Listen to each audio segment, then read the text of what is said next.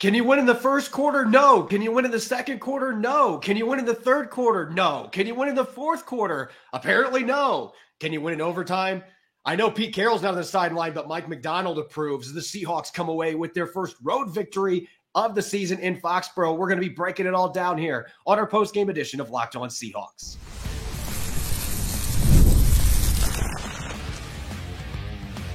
You are Locked On Seahawks, your daily Seattle Seahawks podcast. Part of the Locked On Podcast Network, your team every day.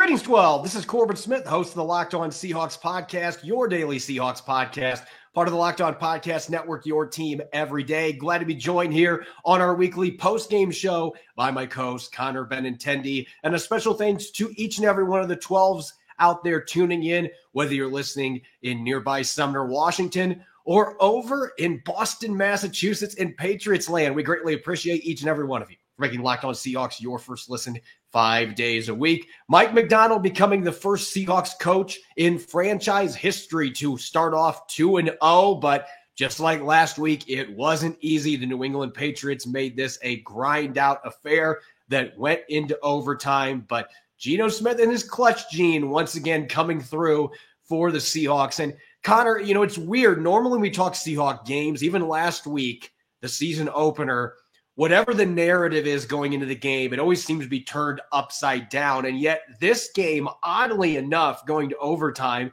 it really played out the way that Mike Macdonald predicted that it was going to, that it was a back and forth, old school, physical football game. There were some big plays for the Seahawks, but the Patriots got back to doing what they wanted to do in the second half. They were running the football really effectively, eating clock, winning the time of possession battle, and the Seahawks were able to rally at the very end. This really was that back and forth, physical, old school affair that it was advertised to be. So on a rare occasion, it lived up to the billing.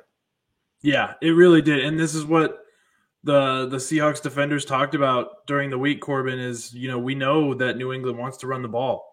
And they didn't do it very much in the first half. They let Jacoby Brissett really kind of come out, feel out that Seahawks defense, throw the ball to Hunter Henry about 100 times in the first half. I think he had 6 catches just in the first quarter.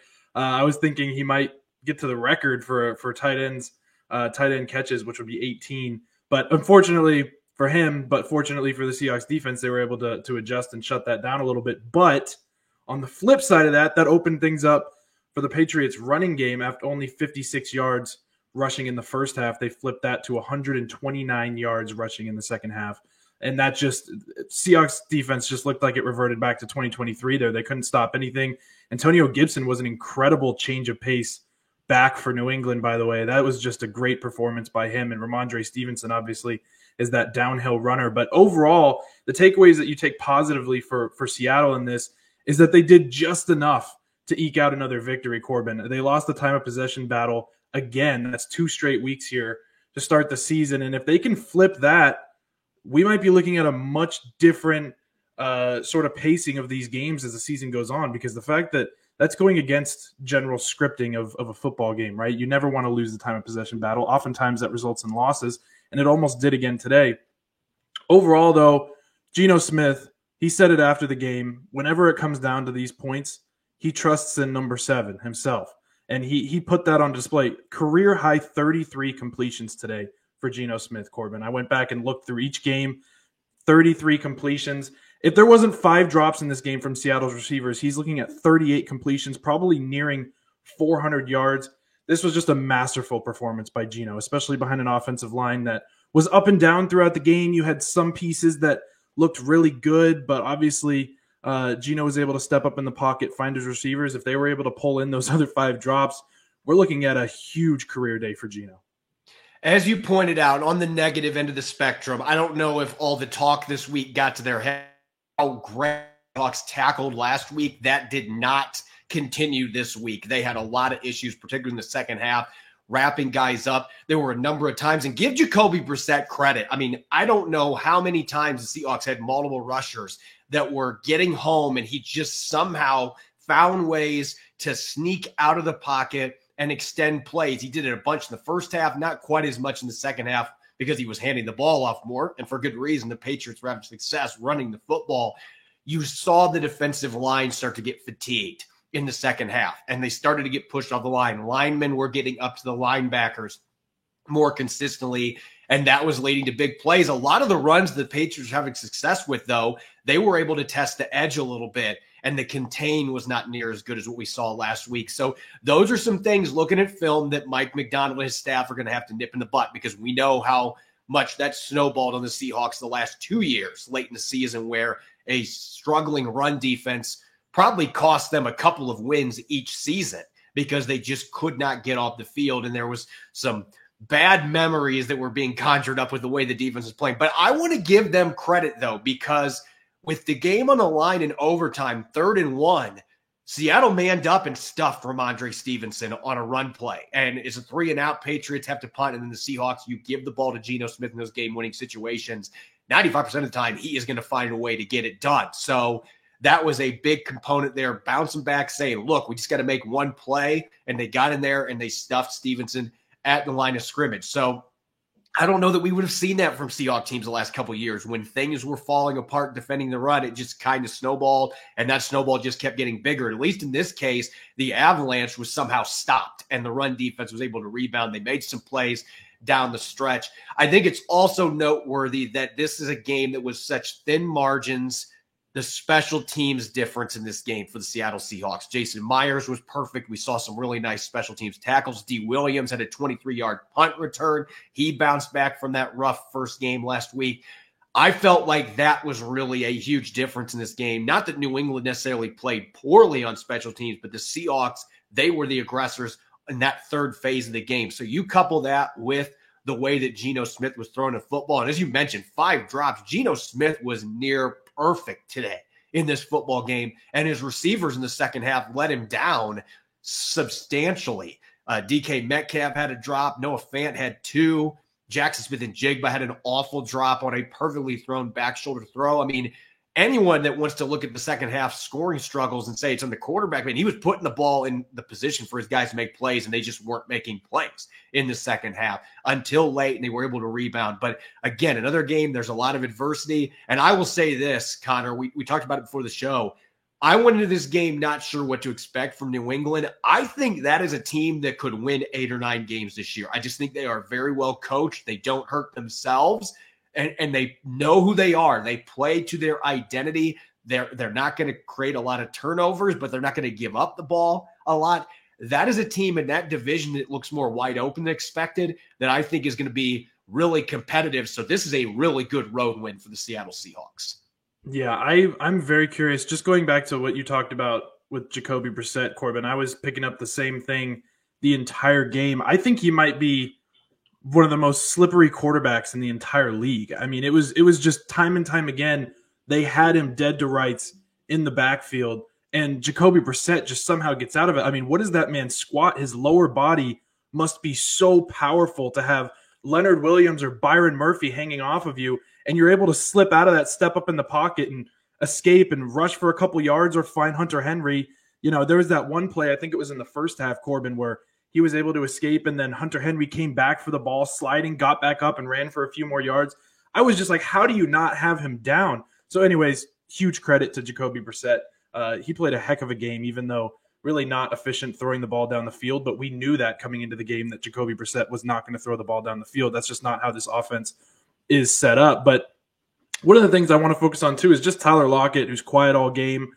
For the second straight week, Corbin, he catches Geno's final pass of the day, and it's a big pass. He's waiting all day long to have his opportunity. Tyler Lockett finds his chance. I believe it was a 16-yard catch to get there. And then he also has the pass interference call on him. He drew 2 of them. Yeah. One of them was in the end zone in the first half, too. Yeah. I mean, the fact that he was just able to impact that game in ways that are not necessarily showing up in the box score, but that's, I think, the role we're going to see Tyler Lockett continue to evolve in this season, right? He's not always going to be that high-volume guy, but he's going to be that get the big play when you need it guy. And the box score does show what we've talked about all offseason, which is that Jackson Smith-Njigba and DK Metcalf are going to flourish. I don't think we're going to have 2 of them going over 100 yards every game, because we're not going to have a rushing attack be as poor as it was today every single Sunday. But Jackson Smith-Njigba with 16 targets, Corbin, 14 targets for DK. I mean, they combined for 30 targets, just the two of them. And we're not going to see Geno Smith throw 44 passes all the time. That's just not going to happen. There was a lot of times today where Zach Charbonnet just really didn't have much room to run, but I was thinking in the back of my mind, I wonder what Ken Walker could have made out of that play, just because he frequently bounces those outside or finds some little lane to run through. So this was just an off-script game, but it was encouraging to see that this offense could still step up and make it work, even when the running game was completely absent. We've got so much to talk about coming out of this 23-20 overtime victory in Foxborough for the Seahawks. We're going to get to our weekly game balls, offense, defense, special teams. That'll be coming up next here on our post-game edition of Locked On Seahawks. You've heard us talk a lot about FanDuel here on the podcast, America's #1 sportsbook. Well, we have something a little different for you. Now through September 22nd, all FanDuel customers can bet $5 and get a 3-week free trial of NFL Sunday Ticket from YouTube and YouTube TV. Then with a YouTube TV base plan, you'll be able to watch every regular season Sunday afternoon out-of-market game. All you need is a Google account and a current form of payment, and you can cancel anytime. Bet on everything from DK Metcalf scoring 2 touchdowns next week against the Dolphins, or maybe Jackson Smith-Njigba to be the first player with a 30-plus yard reception against Miami. Just throw in a $5 bet, and you'll get a 3-week free trial to NFL Sunday Ticket from YouTube and YouTube TV. Just visit FanDuel.com and download America's #1 sportsbook. Welcome back to the post-game edition of Locked On Seahawks. I'm your host, Corbin Smith. Glad to be joined for today's show by my co-host, Connor Benintendi, and a special thanks to each and every one of the 12s tuning in to this weekly post-game show. We greatly appreciate it. The Seahawks moving to 2-0, the first time a new head coach started 2-0 in franchise history. Even Pete Carroll did not accomplish that. Mike Holmgren did not accomplish that. But Mike McDonald, he's still got a 100% win percentage. The Seahawks at 2-0 with a 23-20 overtime victory over the New England Patriots. Let's get to our game balls. And look, on the offensive side of the football, there are a couple other names that we can throw out here. But as you mentioned, Geno Smith, when the game's on the line, there's one person that he trusts to be able to get the job done, and that is number 7. And that's what he did today, despite the fact that his pass protection was not great most of the game. And his receivers, uncharacteristically, were letting him down, dropping catchable throws, and he still put up a really impressive stat line in this victory. Yeah, I've already said so much about Geno on this episode, so I'm not going to go too much more into depth here, but this really was just one of the best overall games I think I've seen Geno play in a Seattle uniform, Corbin. Just his poise, his ability to maneuver breakdowns in the offensive line, the completion percentage at 75% with 5 drops. I mean, he was just excellent today. There's nothing else I can really say about it. One of the other things that people have talked about over the last few years is that, we're not throwing the ball to the middle of the field enough. Today, between 0 and 10 yards, Geno Smith was 10 for 11 for 100 yards in the middle of the field. I mean, he targeted all over that area, both the left side of the field, between the hashes, the right side of the field. He was nearly perfect between 0 and 10 yards. Pretty good beyond that too, but that's where the drops kind of started to come into play. So not much more to put on here, but overall, just if Geno plays like that every game, this offense is going to be really hard to stop, especially if Ken Walker is back healthy. There were a couple plays. I know the Seahawks did not score in the second half until they absolutely had to when they needed a game-time field goal at the end of the fourth quarter, but there were a couple masterful throws that Geno Smith made where he had moved the pocket just to escape pressure and extend plays. And I'm thinking the overtime drive when he was able to bail the pocket, roll out to his right, and threw a missile to DK Metcalf along the sideline. That is not an easy throw, and yet he made it really easy. Maybe my favorite throw that he had the entire game. Second quarter, Zach Charbonnet deserves credit because he picked up the blitz effectively, but Geno moved the pocket a couple feet to his left, and that allowed him to be able to create a window to Jackson Smith-Njigba for a 24-yard crosser over the middle, and he threw a missile, a dart through a couple of Patriot defenders and threaded that needle, but he made that window open up with his ability to create just a little extra time. I think that is where he has truly transcended his game. he has become one of the best quarterbacks in the NFL at moving the pocket. You have to be to play behind this offensive line, especially with some of the injuries they've had, the struggles they had in the interior for much of the day today. You've got to be able to move the pocket and be able to step up, move left, right, and create extra time for yourself. And he's so good throwing off platform now, too. It just was a really impressive performance. And again, he was completing almost 85% of his passes in the first half. It dropped down to just 75% second half because his receivers were letting him down with 5 drops. And even with those obstacles, he found a way to will the Seahawks to the victory. I want to talk about the guy, though, that led the team in receiving yards, because I thought DK Metcalf rose to the occasion today. There was so much talk going into the week. Christian Gonzalez, he's going to be one of the best young corners. He's right there with Pat Surtain II.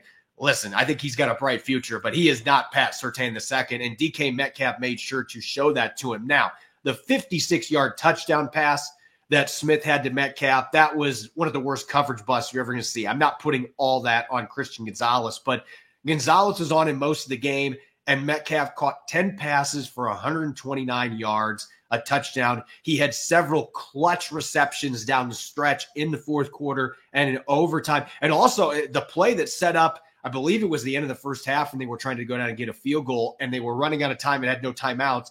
He got down on purpose instead of continuing to try to fight for yards, and they were able to get up to the line of scrimmage with 4 seconds left and spike the ball, get the field goal. Those 3 points ended up being huge in this football game. So tons of credit to DK Metcalf. He looked like a true number 1 receiver today, even with Jackson Smith-Njigba getting more targets. Metcalf made big plays downfield. He made clutch plays in the intermediate passing game, came through late. Really a fantastic performance by number 14. Let's shift gears over to the defensive side of the football now. And just like with Geno Smith, it feels like there's one guy that's head and shoulders above everybody else when we talk about the defense. I'm going to name somebody else, but there's clearly one game ball winner that stands out for Mike Macdonald's defense coming out of this victory. Yeah, Leonard Williams was just a game wrecker. And obviously there was a couple guys along that defensive line, I know as you're going to mention, Corbin, who were really good in this game, particularly one rookie out of Texas. But Leonard Williams was just incredible. The fact that 4 QB hits, I believe, for the second straight week here to begin the game. And he was upset that he didn't get a sack last week, gets 1.5 today, combines with Byron Murphy on the second one to get the half sack. And he was just constantly in the backfield. And I wrote about this in our predictions, Corbin, that I just felt like it was time for him to come out and have a big game. And that's exactly what he did, constantly disrupting both that run game, not as much the run game, but especially the passing game, constantly getting at Jacoby Brissett. And if Jacoby Brissett was not Jacoby Brissett and able to somehow evade a bunch of those sacks, Leonard Williams might have ended up with 3 sacks today if things just panned out a little bit different. So he's got to be feeling good. Overall, this defensive line's got to be feeling good, but the front 7 still needs a little bit of work overall. Yeah, I'm going to stay in the defensive line. I actually considered Boye Mafe for the game ball, even though he did have a really bad miss that led to a 45-yard run for Antonio Gibson in the fourth quarter. He had another game, though, where he was constantly living in the backfield and creating problems for the New England Patriots. But I want to give some love to the first-round pick because I think Byron Murphy II, I'm not going to say this is the game that he arrived necessarily, but he had a really solid game and jumped out to me several times. He had his first partial sack teaming up with Leonard Williams. He also had a tackle for loss against the run game in this game. It just felt like he was really active, and the Patriots were double teaming him a lot, just like we saw last week. But he was able to overcome that and produce some numbers. Again, it was not a perfect game. There were a few run plays where I felt like he got sealed off a little bit, but we saw the disruptiveness. We saw the athleticism, the burst off the line of scrimmage. We saw some pass rushing ability. There were a couple other pressures where Brissett ended up getting away from him, but everybody was having that issue with Jacoby Brissett today. I just thought he was very active and played a really disruptive game. Let's slide over now to special teams. And you and I, normally, we both have a game ball for somebody. But listen, sometimes there's just a performance that stands out. And you're like, that guy is the only one getting a game ball today. And on special teams, the Seahawks probably don't win this game without the heroics of Julian Love. Provide a textbook example of how to crash the backfield and block a field goal at the end of the fourth quarter. Yeah, and Julian Love talked about after the game that he just had this little hunch that he should swap sides of the formation with Rayshawn Jenkins, Corbin. I think that's just an incredible veteran play by Julian Love. He found that little teeny gap to slip through there and get that block. And it's huge because that saves the extra 3 points that Seattle was not able to get the next time they go down the field. They get in that 4th and 1 situation. It's not going to work out. They're inside the red zone. They end up kicking the field goal, decide to tie the game rather than going for it, which was obviously the smart decision, both, I think, football situationally and just in terms of extending the game as long as you possibly can. But, that's Julian Love's first block, he said, of his career, both any level, high school, college, professional. Now, this isn't the Super Bowl or anything, but still, to have a game-saving play like that, that's exactly what you want out of the safety that you just gave $33 million to. And we talked about this last week, Corbin. Julian Love looked like he was worth every penny defensively last week. Now he's making these plays on special teams. I don't think you can ask much more from this guy right now, especially when he's extending the game. Seattle's able to come back and win it at overtime. Yeah, and you mentioned those 3 extra points. The Seahawks were kind of chasing them late because early in the third quarter, they went for it on 4th and 1, and Zach Charbonnet got blown up at the line of scrimmage. So they were in field goal range, well within Jason Myers' range, and that ended up almost backfiring on Seattle. But luckily, they were able to get that field goal at the end of regulation to get the stop at the beginning of overtime, and then they go down and let Jason Myers continue to do what he does on even years, and that is be one of the most reliable kickers in the NFL. And you and I were laughing about it on social media, but you were wondering why the Seahawks didn't run more plays. It's like, you don't want to get an extra point range. Kick it right now. I still vehemently disagree with it. I think, and sorry to go off track here, but I maybe this is an unpopular opinion, but when you have that drive going, it's 2nd and 1. Zach Charbonnet's looking good. Just keep running the ball. Like, I don't like leaving anything to chance with kicks personally. That's just the way that I would coach a football team if I were to. Just keep going. I understand there's a chance of a fumble, but I still do not agree with kicking the ball there. I'm just going to say that. I also got to listen to my kicker there, though. We don't know. Jason Myers may prefer that hash. And it's true. He ended up nailing it. So it worked out. The Seahawks win 23-20. Real quick, before we come back, one other thing that I wanted to point out here, and we're talking about Julian Love. He also had 7 tackles and a pass breakup in coverage. Now, he was one of the culprits that was getting beat. I think some of it was scheme more than anything, that Hunter Henry was able to get 99 receiving yards in the first half. He had 1 catch for 10 yards in the second half, though, and I think number 20 was a big part of that, making sure that number 85 didn't do any more damage on offense. So he continues to have a fantastic start to the season. Now he's got adding some special teams accolades to that with that blocked field goal late in regulation. When we come back, we've got 3 up, 3 down, our weekly stock watch. Who impressed? Who's going to be looking to bounce back next week against the Dolphins? We'll get that up next here on our post-game edition of Locked On Seahawks.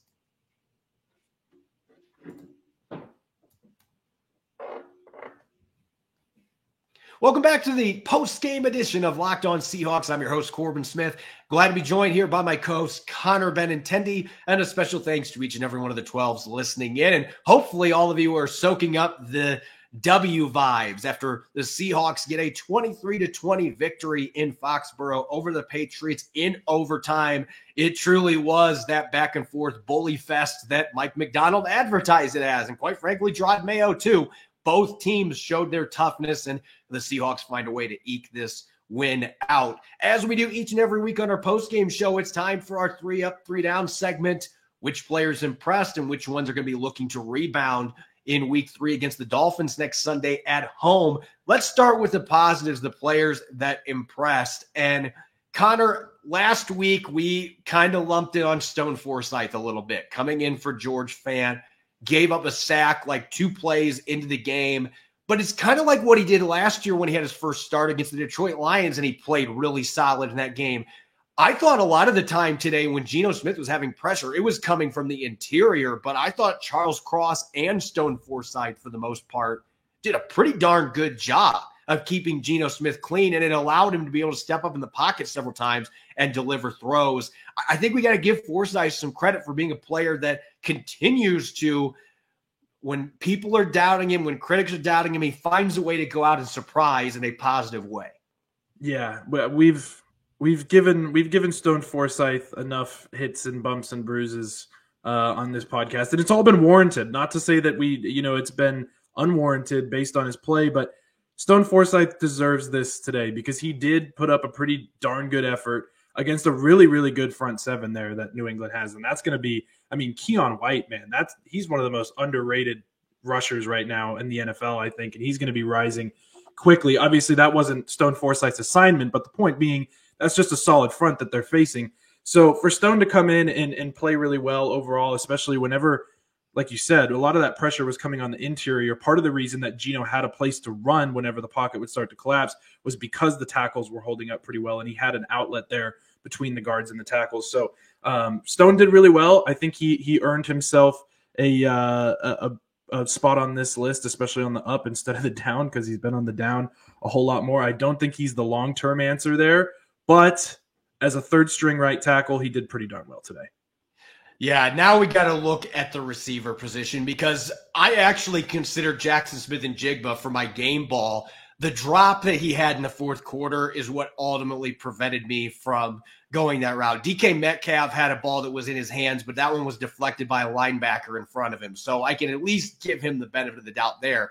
Jackson Smith-Njigba just had an awful drop. I mean, it was 2nd and 20, and Geno Smith delivered a perfect back shoulder throw. You've got to catch that football. So I couldn't quite put Jackson Smith-Njigba as a game ball winner, but let's not discount what he did today. First 100-yard receiving game. He had several catches where he created yardage after the catch, which was supposed to be one of the selling points.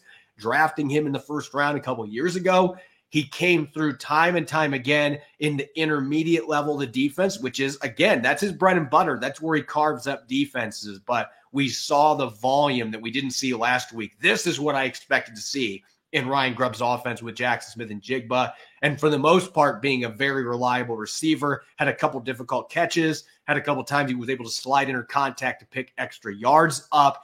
I thought overall that this could be a stepping stone game for Jackson Smith-Njigba because, again, he'd never gotten to 100 yards, but these are the kind of performances I'm expecting regularly moving forward from a guy that's going to gobble up a lot of targets. Yeah, it was really encouraging, and you could tell that he was just a pivotal part of this game plan, Corbin. And I'm really interested to see once some of the gradings and more advanced metrics come out what his average depth of target was in this game, just because it was so low last year. I think it was around 6.8, which was one of the bottom rankings in the NFL, especially for somebody who's supposed to be as explosive as JSN is. But one thing that really excited me was just his 24-yard reception that he had, and that was just get him open in space, let him run with the ball. We hardly saw that at all last year, where he catches it on the outside, cuts it back inside, able to make a couple guys miss. And that's really the strength of JSN that we didn't get to see in 2023, is just getting him a little bit of separation, get the ball in his hands early right out of his break, and then let him go make a play.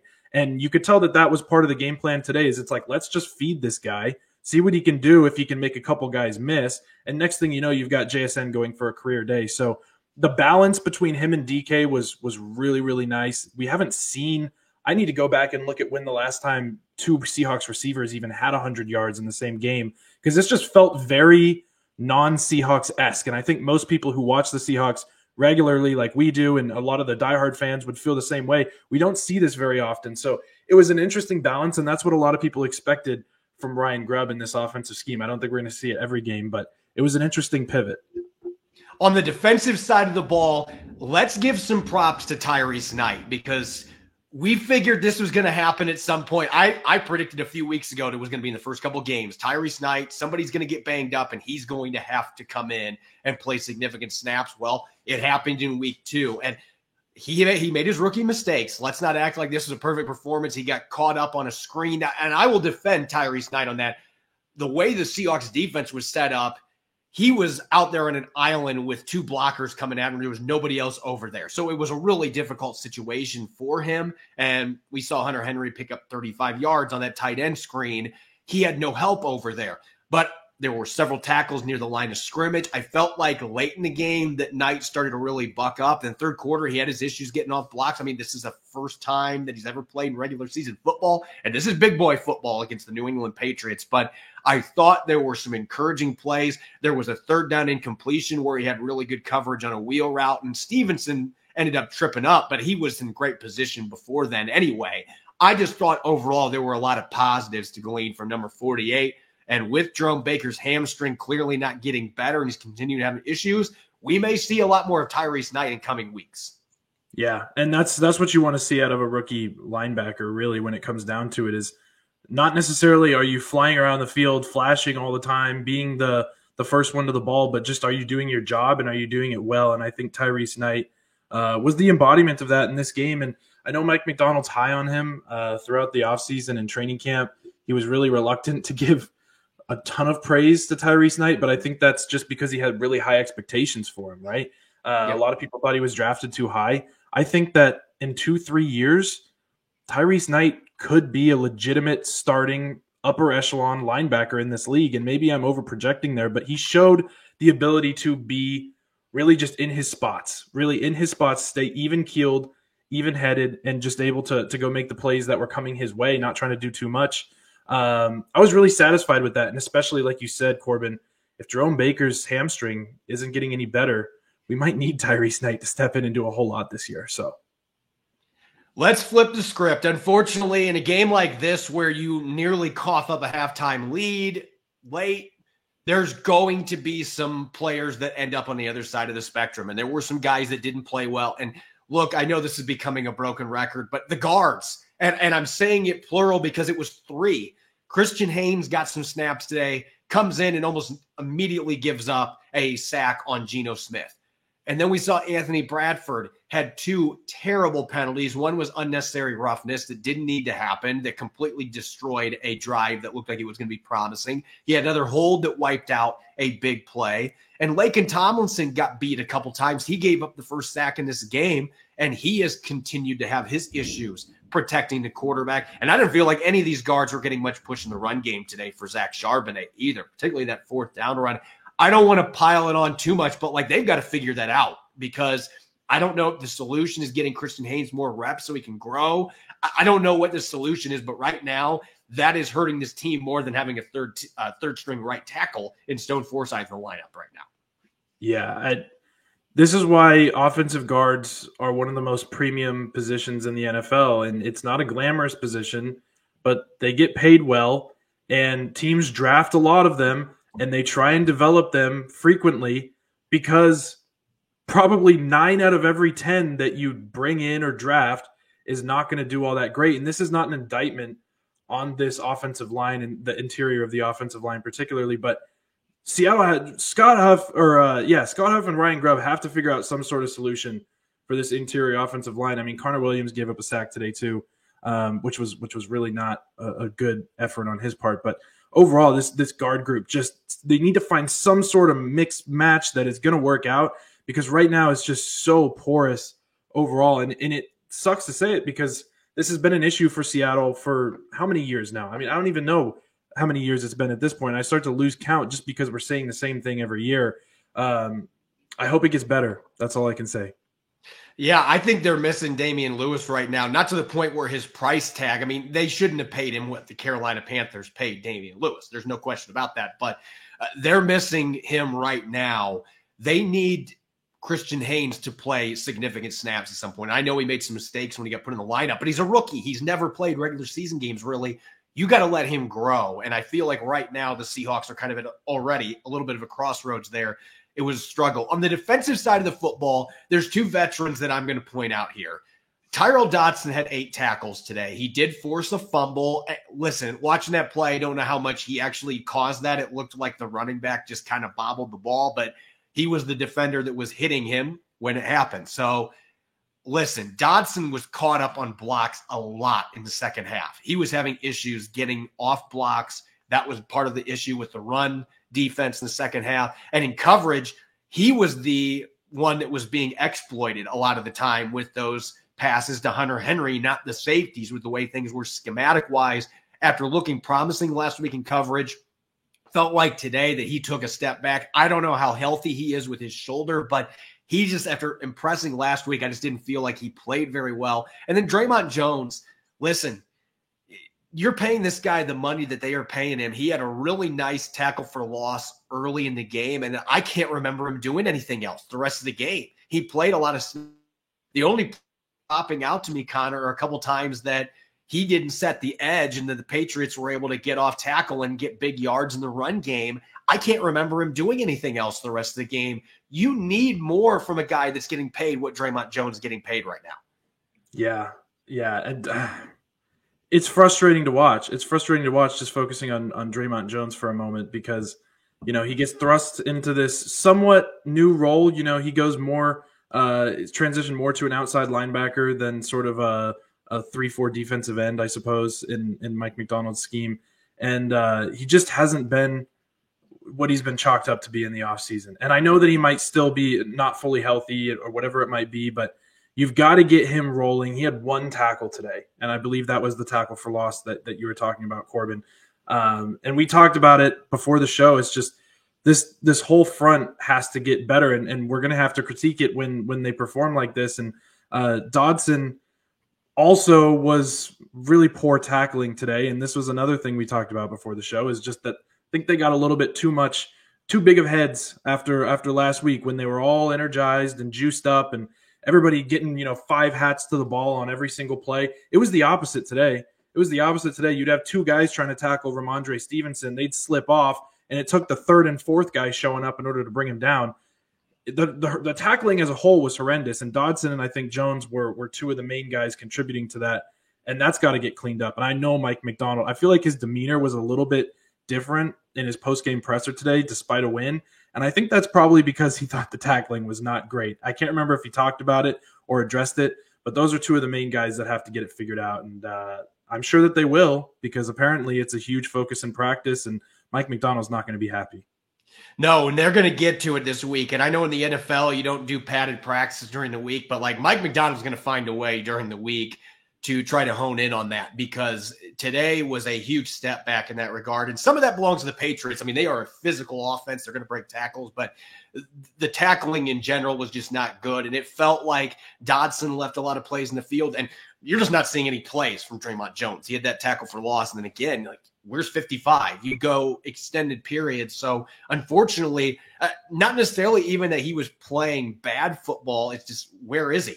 He's not making the impact plays that you're expecting from somebody that is making the money that he is and the hype that he's had in this scheme. And he may not be 100% from that hamstring injury, but still, they've got to find a way to get more out of him than what they are. And there were certainly some runs to his side today that ended up springing that he allowed to spring by not setting a firm enough edge. As always, you can follow me on X and Threads at Corbin Smith NFL. You can follow Connor at CJohnBenintendi. Make sure to subscribe to Locked On Seahawks on YouTube and wherever you listen to your podcast to make sure you don't miss a single episode. Coming up tomorrow, I'll be rejoined by Rob Rang. It's our weekly Monday Musings, a Victory Monday edition of Monday Musings. We'll be diving into our in-depth takeaways after watching the film and breaking down Seattle's latest victory. Make sure you're listening in and enjoy the rest of your Sunday. Go Hawks.